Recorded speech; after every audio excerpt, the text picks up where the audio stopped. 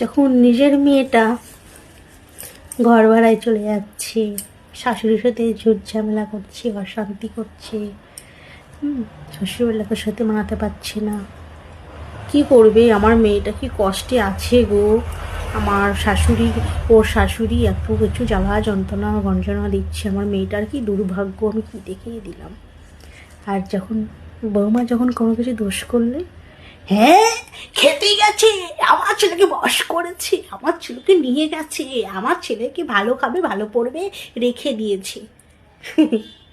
এটাই হলো, এটা তো পরের মেয়ে না, সেই জন্য ছেলেকে বশ করে।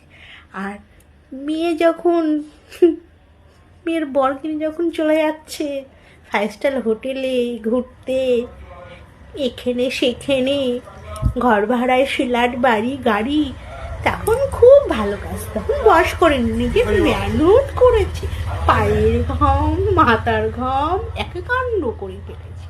আর ছেলের বড় কি করেছে, কবচ।